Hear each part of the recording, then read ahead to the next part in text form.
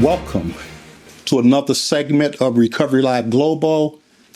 I am here at DWIN at their new facility, and I have with me in the room Mr. Eric Doe, who is the CEO of Detroit Wayne Integrated Health Network. And I'm privileged to be able to be here today and just talk to Mr. Eric. I wanted him to kind of relax and come out of his role and sit down and just talk with us about some of the things that they're doing in the community. I understand that they're doing a lot.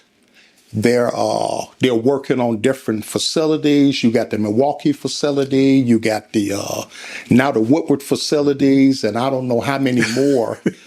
And I was told that you, serving 123,000 participants. Yep.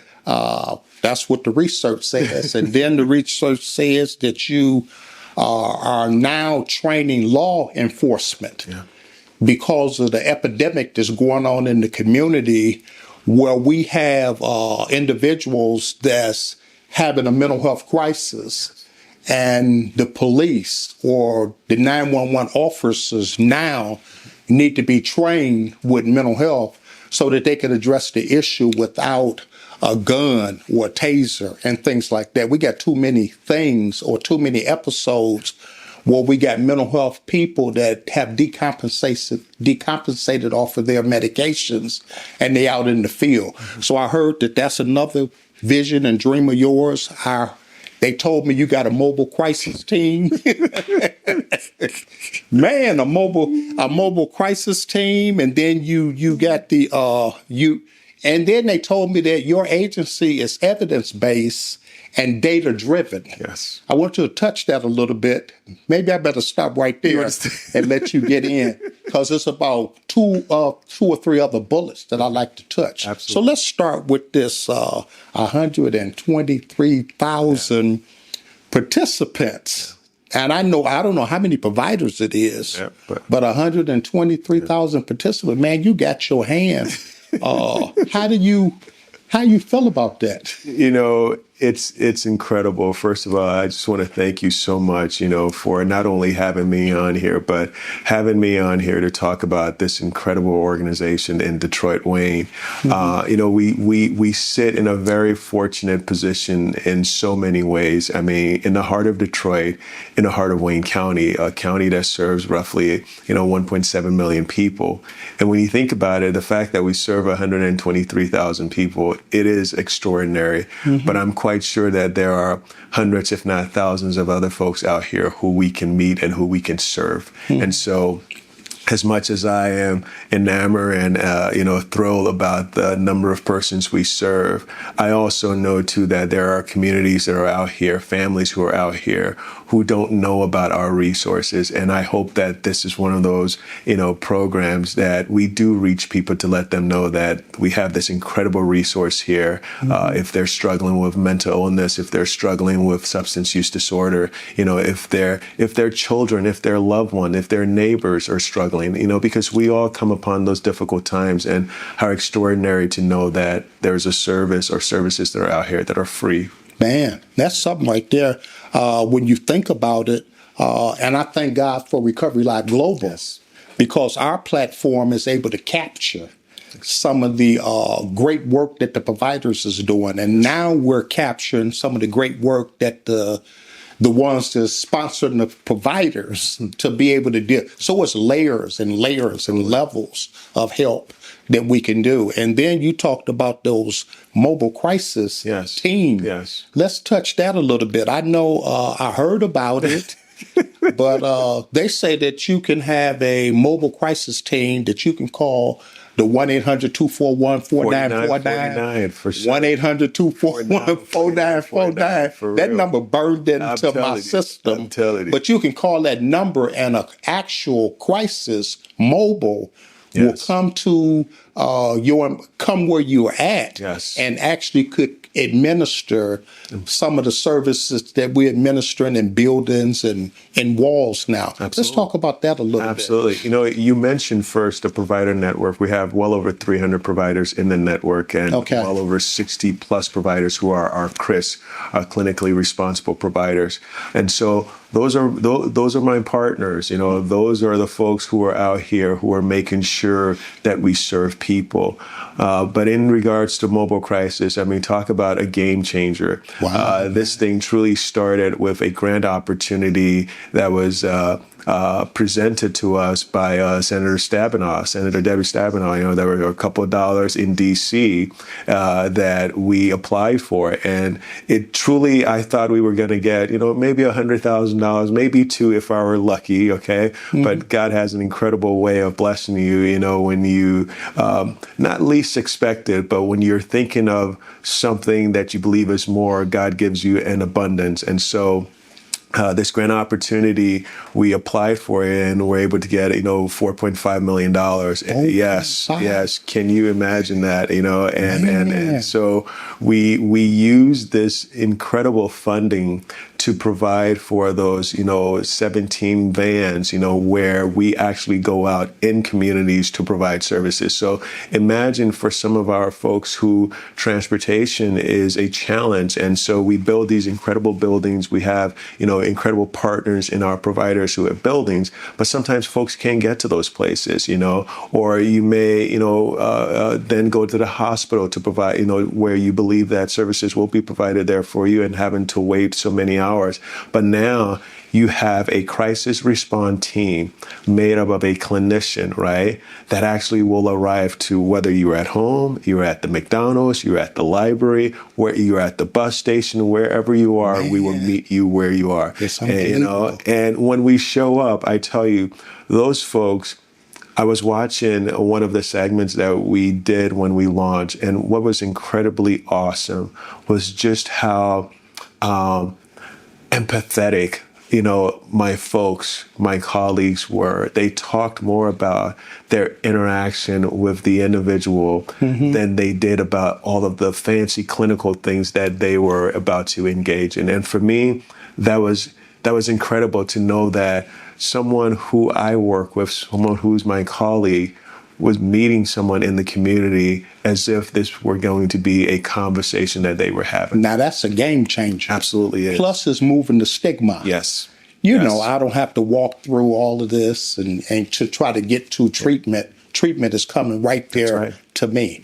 That is a good thing right there. Now you talked about, I heard that it's evidence-based, and I've learned through working in the field and doing research in the field that if it's not evidence-based, it's not worth providing. Yes. I had to learn that because I thought I knew a lot of information about a lot of different things. I'm old school, so I thought I knew stuff. But I had to now switch over to evidence-based. Evidence-based motivational interviewing, harm reduction. What is that? Stages of change. 8 dimensions of wellness. I mean, all of these layers of services that we do now is evidence-based. In other words, there's some researchers that have looked at stats over stats over stats and then came up with a program that's going to be effective and then move our participants to a better state. Excellent. And I know that you talk about teamwork. Yes. You know, you talk about teamwork, you talked about leadership, and then you talked about when you think about it, I mean, seemed like you accomplishing the visions and the dreams that you have. Is there anything else back there that you think? You know, and I'm saying, I'm not saying share everything, but is it anything else that's in your heart and your mind and your spirit that you can see that's going to help change the game as it relates to recovery. Absolutely. Look, the playbook that we've developed isn't one that I am necessarily hiding from the world, because I think you're talking about resources here that can help, families, that can help, children. One of the things that I always keep in mind is that we're not making widgets here. We're improving the quality of health for the folks we serve. Mm-hmm. So when we talk about, ideas, I mean, think about it. Years ago, the idea of building care centers, crisis centers within our communities only existed in the physical health, sense. And now for us to be able to do that at 707, our building that was our admin building, and it's now our clinical hub, and it's going to serve to provide crisis services there for men, women, and children from ages 5 to 17. Adults will be serving as well. 32-bed facility. It's a game changer, and now we have, certain portions of that building that is certainly going to be run by our peers. They're actually going to help provide services. One of the game-changing ideas that, we put in effect was over at the DMC, our incredible partners there. There was a huge struggle in terms of getting folks into recovery services because folks would come into the emergency department and they couldn't link them into residential, services. And, we sat down and we're like, hey, why don't we come up with a pilot where folks will live experience, if we were to put them in that setting, would they be able to help and aid those who are coming in, with those struggles? And you're talking about the DMC went from single digits in getting folks into recovery. Now they're at 70% in getting folks who walk into those doors in their emergency departments. I mean, it's not just touching the lives of those individuals, but also it has an effect on their families, a positive effect. And that's the sort of thing that we want. And it have an effect on the coach. Absolutely. Because the coach now is giving back. Yes. And you can't keep it. What's best for us to give than to receive anyway? So when you got a coach that have lived experience and you put them in a position that they can help somebody out of, I always think that sometimes our ministry is what we've been delivered from. Right. So when you put a coach in there rather than a clinical professional that have the college part of it, they can talk the language, they know the moves, they know the move shooting, they know all of that, and they can have a better responsibility of connecting people with treatment. Man, it's something, man. And then your screeners is excellent. Oh, God. When you call the 1-800 number, the screeners is there. Then they turn them over to a clinician or assessor, and then they able to gauge what level of treatment they need to go to. Look, so all of it is you keep talking like this, we might just hire you now. Man, come on. I mean, you got the screener to the assessor to the clinician, and then they gauge them for the level of care. Yes. And then they do the referral. They get on the calendar, and then the intake specialist see them. And then after the intake specialist, they assign them a case manager, a counselor, and a peer. That's right. And once they get those services, and I know it's short term because it's 28 days or whatever. But it's a beautiful, foul-proof system that's in place. And I like it because, I came out of retirement to come back and do what I love. And that's participating in the change and helping people. And so that's a good thing. I thank you for your vision. I thank you for the win supporting Recovery Live Global. Absolutely. It birthed in my house. I was doing recovery services at the shelters. I was going to St. John's. I was going to what was that? The place over on Shane. I've been facilitating meetings for years and years and years. But when the COVID hit, I couldn't go outside. Yes. And the master upstairs gave me a vision to, hey, turn on your phone and hit Facebook Live and start Recovery Live Global. March the 31st, 4 years ago, it birthed right there in my house. And people just start engaging and coming and contacting. And we was providing recovery services. We was providing the 1-800 number. We was providing help and different supports just like that. And it just turned into a virtual. And I believe today that God is using electronics and virtual and media, social media. That's my media person over there. I love it. Yeah, Miss Tiffany, that's my media. Man, she's excellent in what she do. That's right. And I like working with her.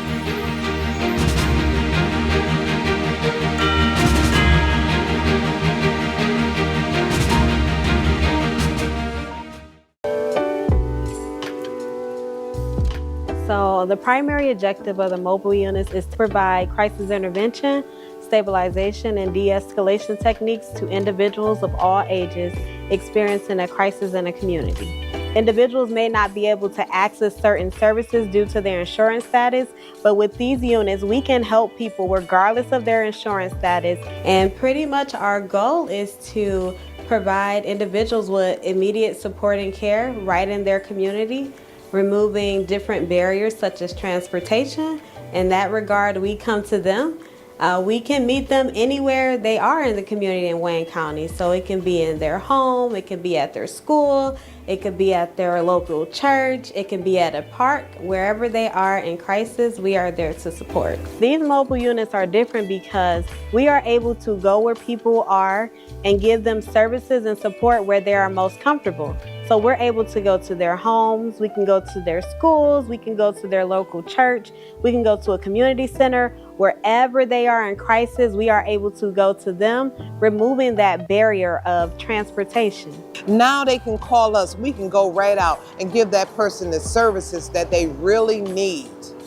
A lot of people do things because of it's their job, but I believe everyone on this team, on the mobile crisis team, this is their purpose, to reach out to other individuals that are going through crisis. Just because you're going through a crisis at that moment, don't mean that you'll stay there the rest of your life. Hi, I am Katrina Barnes, and you're watching Recovery Live Global. We are back with Recovery Live Global. I'm your host, Jesse Washington, founder, director, whatever you want to say about Recovery Live Global. It birthed in 2000 on March the 31st, and we're glad to be here with the CEO of Detroit Wayne Integrated Health Network. Is there any closing remarks that you would like to share with the camera or with the providers? Everybody watching. I tell you though, Washington, I mean, just thank you kindly though for this opportunity, and I truly want to thank the men and women not only of this organization, Detroit Wayne, but of our provider network. You talked about COVID and how such an incredible idea such as this, such an incredible resources, Recovery Live Global came about. I mean, during those COVID years, our providers were extraordinary, going to the homes of our families to deliver, whether it was food, resources, our organization putting laptops in the hands of people so that telehealth would be a means of, being able to still receive services. But I just want to say this is an incredible work that folks do. And the people in this space, they leave a lot of themselves undone to provide for others who are in vulnerable positions. And I think, we truly need to thank them. And I know oftentimes our men and women in uniforms are the ones we thank, and rightfully so. But there are superheroes out here who don't wear capes. They wear, just regular clothes like you and I, but they do an incredible job of reaching and touching people and changing their lives in a positive way. So let's tip our hats off to them and make sure that we not only keep them in our prayers, but as we see them do the incredible work that they do, give them the resources, put a little bit more in their little pocketbooks and wallets to say thank you, for the work that they continue to do. Well, I just want to say thank you, Mr. Eric, for taking time out of your schedule to participate on Recovery Live Global. It has truly, truly been a blessing. And this has been another segment of Recovery Live Global. Stay tuned. Stay tuned, share, like, tune in. Let somebody know what Recovery Live Global is doing in the community. And if you're out there and you got a story to tell, you got a program, you got a agency, you part of DWIN, and you want to participate on Recovery Live Global, just give us a call. You'll see the number on the screen. Give us a call, and we'll come out and see what part you're playing out here in the community. And we're looking for prevention providers too. That's right. We have interviewed so many treatment providers. We like to go into the prevention world and see what they're doing. This is Recovery Live Global. Stay tuned, and we'll see you next week.